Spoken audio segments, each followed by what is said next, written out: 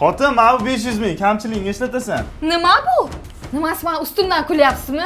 500 mingni men hozir ko'chaga chiqib bitta o'tirib restoranga choy ichsam ham yarim puliga yetmaydi-ku. Boshqalarning eriga o'xshab sizdan $1000 xotiningizga bering. Bu pulingizni oling-da, cho'ntagingizga tiqib qo'ying. Asabim buzni тоже мне.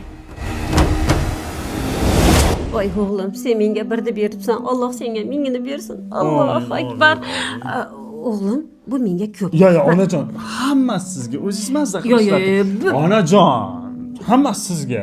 O'zimni bolajon. Xotin, kechki ujinga shashlik olib keldim. O'zi obedda ham shashlik yuvdim. Yana kechki shashlik yeyman, oshqozonimga botadi. Olib kelgan shashligingizni bir amallab o'zingiz yeb oling, men kechki sushi zakaz qilaman. Ha o'g'lim, menga ovora bo'lib shashlik ko'tarib kelibsan-a. Alloh rizqingni butun qilsin. Amin. Oling onajon, sizga olib keldim.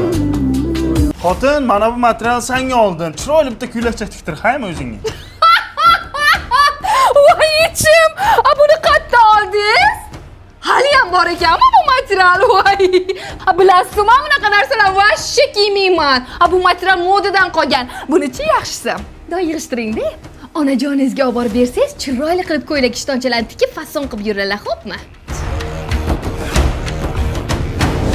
Onajon, mana bu material sizga. Chiroyli ko'ylakcha tikib kiyib yuring. Mamtoz. Ha, onajon. O'g'lim, nima ko'tarib yuribsan? Material. Modadan qolgan materialni menga olib beldingmi? Ha bu chirik-ku. Ha bir o'g'lim mo'ylab demaysanmi? Sherali quloqlab demaysanmi?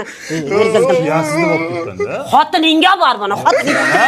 Ya qo'y. Men modisidan kiyaman. Ya, astagfirullah.